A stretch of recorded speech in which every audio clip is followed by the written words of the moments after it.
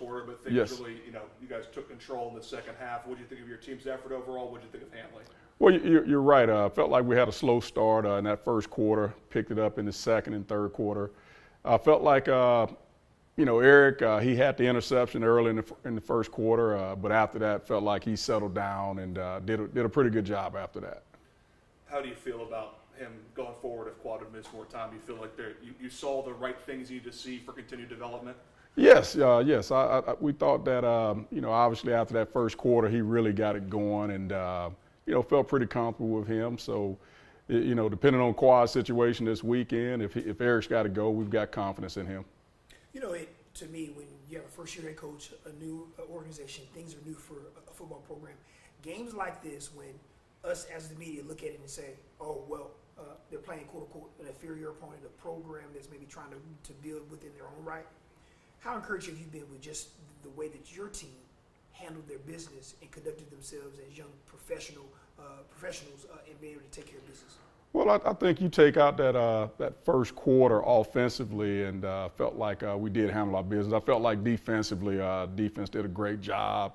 Getting 2 safeties in the first quarter of that ball game were huge, and just holding that group to under 150 yards of total offense. That was very productive by our defense. So, although it was a Division II opponent, we feel like we pretty much did what we were supposed to do as a team as a whole. You mentioned Hanley, of course, having the early pick early on. Right. But, man, just the overall just steadiness of him being able to distribute the football. You had a number of guys being able to get their hands on the football on the perimeter.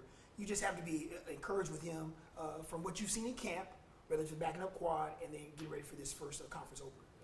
Oh, you're right. You're right. You take away the interception. I thought he did a really good job of distributing the football to a number of different guys. And, I felt like we were balanced overall as an offense. Felt like the running game did get going. Got some guys in the end zone running the football. So, I felt like it was a balanced attack for us. Can we touch base on the balance? Yes. I just mentioned, we mentioned earlier against Alcorn. It just seems like that on both sides, whether you're throwing the football or kind of stressing the offense from the perimeter and then running the football, man, just the balance of being able to be diverse and be balanced and manipulate and manufacture offense, no matter where you're at on the football field, man, that has to be encouraging for you. You know what it is, and you go back to the Tennessee State game. We weren't as balanced as we wanted to be. We didn't run the football the way we wanted to run the football, and we did that in the Alcorn game, and we were able to do that in this Lane ball game, and we feel like that's where we're going to have the most success as an offense and as a team when we're balanced in our attack. Speaking of guys who were getting the ball thrown to, I felt like that throw. I believe it was your guy's second touchdown to Craig right over here. I feel like that really showed Hanley that he could go out and get it. That was not too long after the interception, a little bit choppy start, like we said, but he went and found a reliable receiver. What have you seen from Craig so far this year, and are you hoping that's a further developed relationship? Well, I feel like, Andre Craig, he's done a good job when he's been in there for us. We've actually played a number of receivers. We've played up to 8 receivers, have played a pretty good amount of football for us in these first 4 ball games. But he is a guy that he does show some reliability. He's gotten better as the season is going on, and we hope that continues for him. What can you tell us about Bethune? Cam Ransom's the quarterback, right? And they have a receiver in Huggins who's top 3 in the league in terms of receiving yards. Also, I believe leads the league in receiving touchdowns. What have you seen from the offense? What have you seen from the defense on tape? Well, I'll tell you what, offensively, Bethune, I mean, they're a really good offensive team. Starts with the quarterback, Ransom. They've got 2 running backs that are doing a really good job for them, and then Huggins at receiver. But also they've got some other receivers that are playing well, very balanced on offense. They actually had over 500 yards of offense against South Carolina State 2 weeks ago, and then almost 500 yards of offense against Edward Waters this past week. So we got our work cut out for us defensively going up against this offense. You're a defensive guy. When you're dealing with an offense like this that can, as we mentioned, manufacture offense and put points on the board, how important is it for your unit on all 3 levels to trust their eyes, but more importantly, trust their keys and being able to play in space and make plays in space? Well, I mean, it just boils down to everybody on defense doing their job. I mean, that's what we've got to have. We've got to have, guys being where they're supposed to be, doing what they're supposed to do when they're supposed to do it. But the bottom line, it starts with us being able to stop the running game. I mean, it's got to start there when you're playing a balanced team. You want to try to, make them have to throw the football. You want to dictate to them that that's what they're going to have to do in order to win the game. But if you allow them to be able to run it and pass it, then you're kind of chasing all day because, now they've got different options on you. From film study with those guys up front, the front four, from game one until now heading into your first conference game, encouraged with just the increased consistency that those guys are able to do to be able to kind of fill gaps and run fit and all of that stuff up front? Very encouraged actually. After 4 ball games, we feel like up front defensively, we've really, worked hard to improve, and we've seen improvement each and every week out of our front 4, front 7, and we hope that continues on into the Bethune game. And now flipping the calendar, SWAC play is officially here. This is, like you said, when the season really starts to matter. This is when your guys can go out there and start competing truly for a championship. Have you sensed any type of different energy from the guys today? I know you said in week 1 it felt like things were different. Would you say going into this new season it feels that way at all?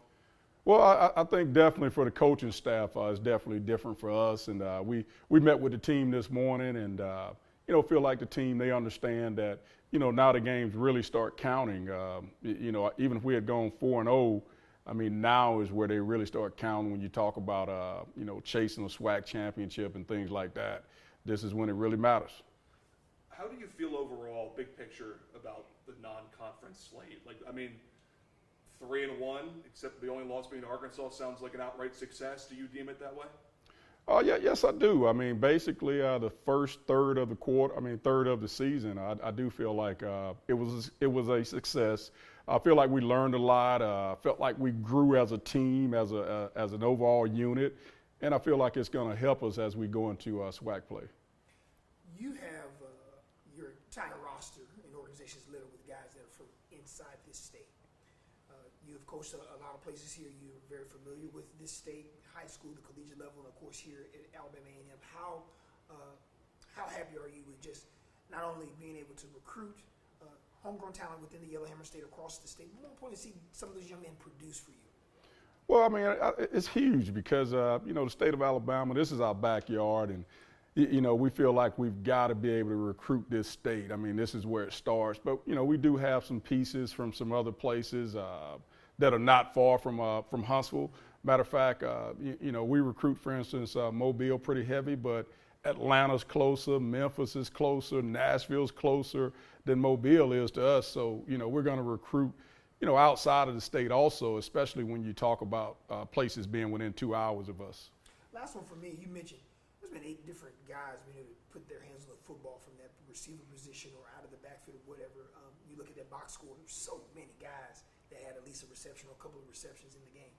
Got to be important for you for a guy like Hanley or Quad whenever he gets back, whomever the quarterback is, to be able to have confidence in guys being able to make plays in space and catch the football. You know what?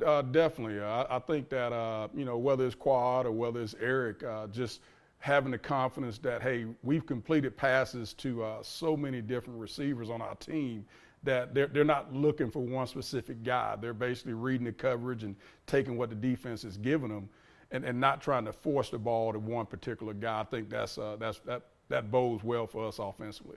I'm just wondering, with Quad out last week and Eric started, who was the backup? Well, actually, it was Ashley Tucker. He actually came into the ball game.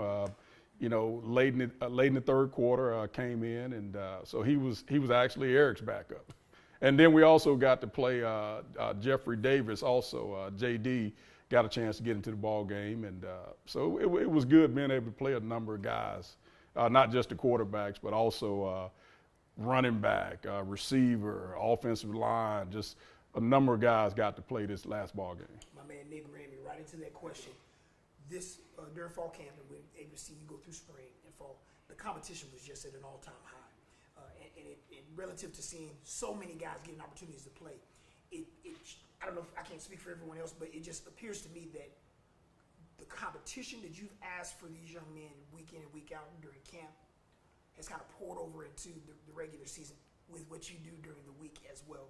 How important has competition been for you to be able to have young men understand that you compete, you do the things that you necessarily need to do in practice and in game and film, you have an opportunity to play?